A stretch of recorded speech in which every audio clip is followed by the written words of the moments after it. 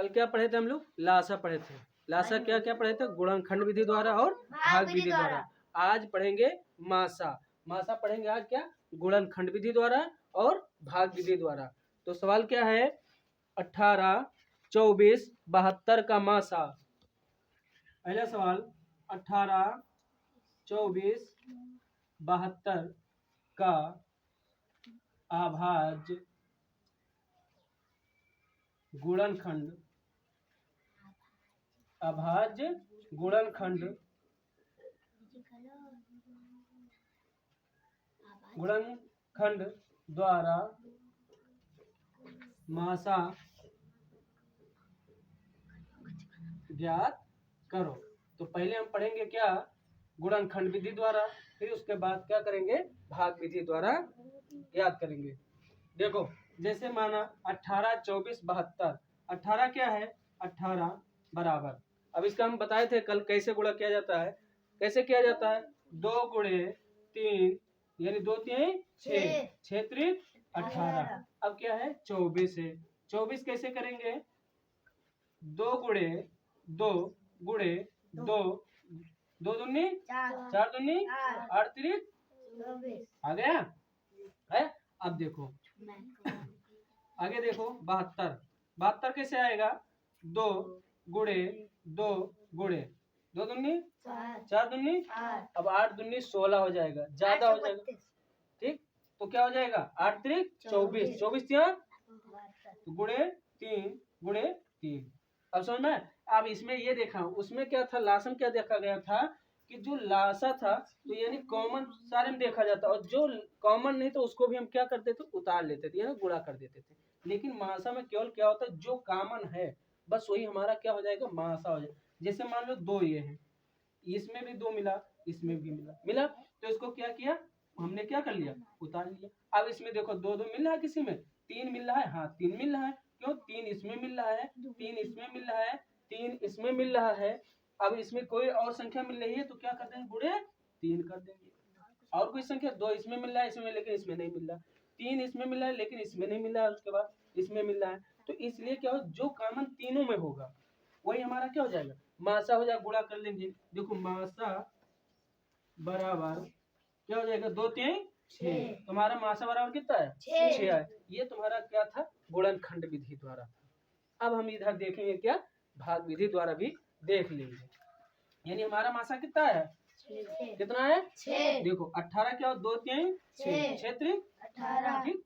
2 दूनी 4 दूनी 8 त्रिक आया, फिर 2 दूनी 4 दूनी 8 त्रिक 24 72, यानी हमारा गुणनखंड ये हो गया। तो इसमें देखा गया कि कॉमन कौन कौन है, उस कॉमन को क्या कर दिया गया? गुणा कर दिया गया। अब देखो भाग विधि द्वारा कैसे क्या करेंगे? 18 24 पहले क्या करेंगे? इसको ये देखो क्या बनाया गया? 18 को क्या बनाया गया? भाजक बनाया। इधर वाले को क्या कहते हैं? भाजक। बीच वाले संख्या को क्या कहते हैं? भाज्य कहते हैं। अब देखो 18 का पहाड़ा पढ़े 24 से ज्यादा है तो क्या हो जाए? 18 दूना 36 क्या हो गया? ज्यादा हो गया, तो क्या हो जाए? 18 एकम 18। तो अब देखो फिर इसको हम क्या करते हैं? भाग में क्या किया जाता है? घटाया जाता है। तो क्या हो? 14 में से 8 गई, यहाँ से हासिल लिया 14, 14 में से 8 गई 6 हुआ। अब 6 जो शेषफल होता है उसको क्या बना लिया जाता है? भाजक बना लिया जाता है। क्या बना लिया जाता है? भाजक बना लिया जाता है। अब जो बची तुम्हारी संख्या है क्या? 72। 72 है ना? अब 72 ये देखो समझ में। अब जो 72 है तो 6 के पहाड़ा पढ़ो कि 72 से ज्यादा ना हो। अब देखो 12 छक सीधे या 6 बरही 72, ये भी हो सकता है। अगर ऐसा ना हो तो 1 से काटो पहले, 6 का ये भी सही है। तो ये क्या किया जाएगा? एक इधर क्या बचा? 2, तो 6 दूनी 12 आया। अब इसको क्या घटाया गया? तो 2 में से 2 गए कुछ नहीं, 1 में से 1 गए कुछ नहीं। तो हमारा मासा क्या है? 6। मासा बराबर 6, यानी हमारा गुणनखंड विधि द्वारा भी क्या आया? मासा 6 आया।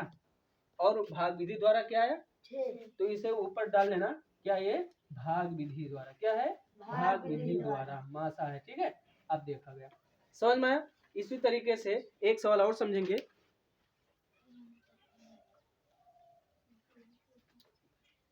यानी कल हम पढ़े थे लासा गुणनखंड विधि द्वारा, भाग विधि द्वारा। आज क्या समझे हम? मासा भी। मासा क्या था? गुणनखंड विधि द्वारा और भाग विधि द्वारा। एक सवाल और है, 144, 180, 192, 144, 180, 192। क्या है ये? गुणनखंड विधि द्वारा या भाग विधि द्वारा हम क्या समझेंगे? भाग विधि द्वारा भी समझ लिया जाए। क्या है ये? भाग विधि द्वारा समझेंगे, भाग विधि द्वारा समझेंगे, भाग विधि द्वारा मासा समझेंगे।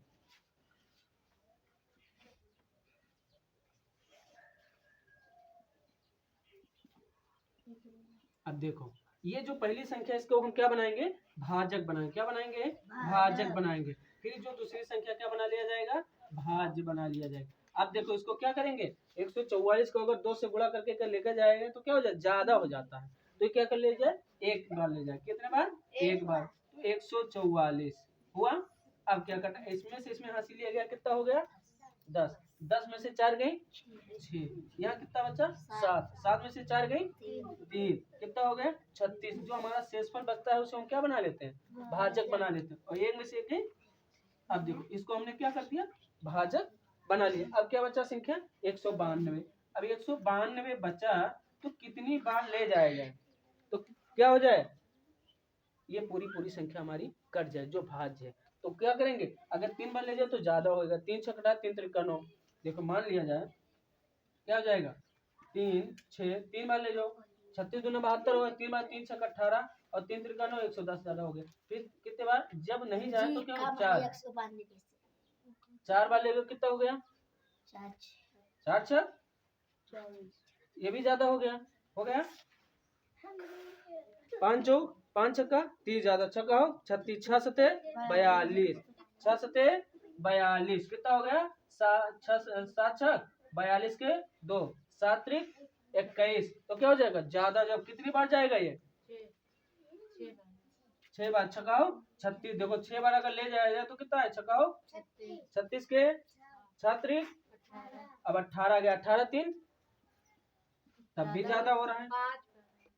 5 छक्का 5 छक्का तो फिर कितनी बार जाएगा? कितनी बार जाएगा? 5 बार जाएगा। फिर भी ज्यादा क्या हो जाएगा? देखो जाए 5 5 छक्का 5 के 15 3, कितनी बार जाएगा? कितनी बार?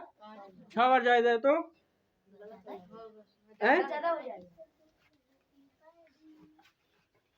चलो देखा जाए 5 बार ले चला जाए, क्या आएगा? 180। कितना आया? 2 आया। ठीक, और इधर 1 आया। फिर क्या किया गया? इसको भाजक बना लिया गया। फिर क्या गया? जो हमारा यहाँ से क्या था? भाजक था, उसको क्या बनाया जाए? भाज्य बना लिया। अब यहाँ 36 कहाँ जाएगा? यहाँ आ जाएगा। 12 23 कट गया हमारा। तो क्या हो गया? हमारा मासा बराबर क्या आ जाएगा? मासा बराबर 12। मासा बराबर 12। ये हमारा क्या हो गया? आंसर हो गया। समझ में? यानी हमने कल पढ़ा लासा, पढ़ा क्या पढ़ा? लासा गुणनखंड विधि द्वारा, भाग विधि द्वारा। ठीक, अब आज पढ़े क्या? मासा यानी गुणनखंड विधि द्वारा और भाग विधि द्वारा। अब कल बताएंगे फार्मूला द्वारा जो लासा मासा लगाया जाता है। जैसे भिन्नों में दे देता है कि लासा ज्ञात करो, भिन्नों में दे देता है मासा ज्ञात करो। पहली संख्या दूसरी संख्या क्या है? पहली संख्या क्या है मतलब दे देगा तो दूसरी संख्या कैसे ज्ञात करेंगे? मासा दे देगा तो लासा कैसे ज्ञात करेंगे? ये चीजें कल हम बताएंगे फार्मूला में।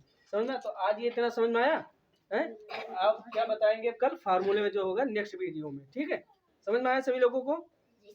बहुत बहुत धन्यवाद।